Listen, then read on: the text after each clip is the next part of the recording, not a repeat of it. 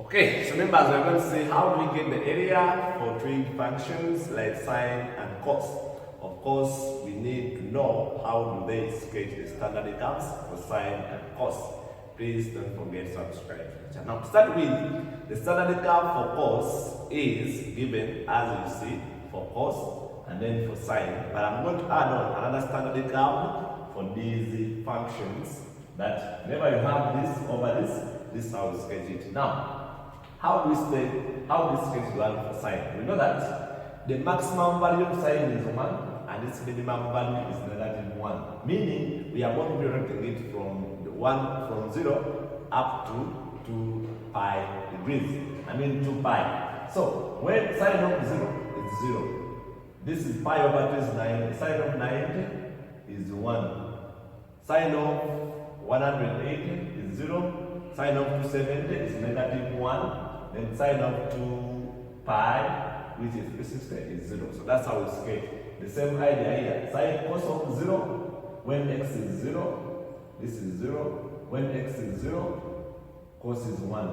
When x is 90, cos of 90 is 0. And so on. That's how we sketch them. These ones, it's always going to be having x-intercept at a. And from here, the only restriction we have is that x should not be equaling to a b. Then let us see the examples here. Find the area caused by the curve, this x-axis from x equal to 0 to pi. What if maybe you don't know how to standard curve for this? You can sketch it with ease. You know that to sketch this curve you need the intercepts. When x is 0, you see that when x is 0, sine of 0 is 0. When y is 0, you get 0. X as the sine inverse of 0 is 0, 180 and 360, like that. So it means the intercepts are 0, 0, 0 pi, 0, 2 pi, and you sketch it like this, in this order, and so it's the same as this. Now, to get an area, we are going to get this area. Now, if the curve is having more than 2 intercepts, now, if one of the region, the area I want to get, you know this is our x-axis.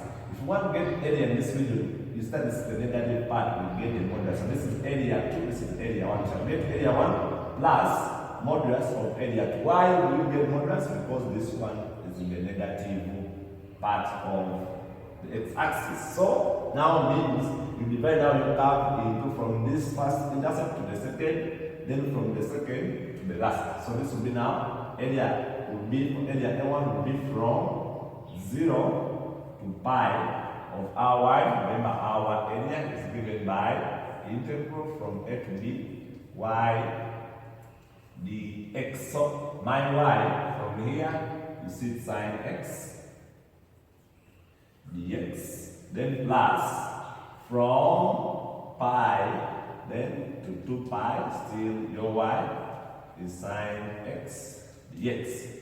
When we integrate sine x, we get negative cos x from 0 to pi, then plus magnitude. When we integrate cos, we get negative cos x, and when we integrate sine, we get negative cos x from the lower limit to the upper limit. Modulus. Why are we getting the modulus? Because this area is in the negative. So this will be negative, then let us substitute in the upper limit.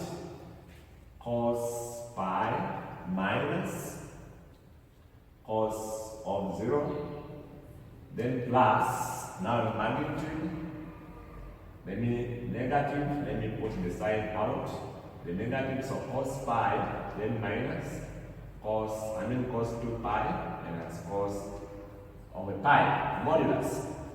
So here we get negative into cos of 180 is 1, cos of 0 is also 1, then plus modulus negative into cos of 2 pi is 1, then minus cos of pi is negative 1. So from there, we start here, I'm going to be adding a 2, then plus modulus, this will be negative 1. This will be, all of this is outside. So this will be 1 minus 1, which will be negative 2. And this will be giving you 4 square units.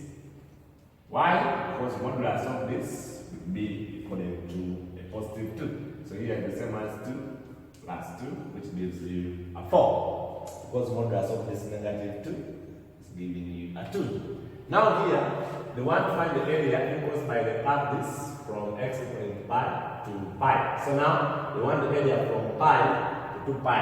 Now that this area is the negative, meaning that my area is going to be a then modulus. Let us first get the a, our a now. We say it's going to be integral from pi to 2 pi of y dx. But what is our y? If this is my a, then my y is going to be integral from pi to 2 pi. My y is in sine x dx, which will be now, interpret this, you get negative cos x from pi to 2 pi. That's substituting the limits. If I put this negative out, then minus the lower limit, and this will give me negative into, this is going to give me 1, then minus cos of this negative 1. They will give me negative 2. But why are you getting the negative 2? Because the is down in the negative of y, that's why it's negative. But we say that my area is going to be modulus of a. Here my a is negative 2 modulus, which will give you 2 square units. As simple as that. So that's how we handle these functions from sine and cos. I wish you the best.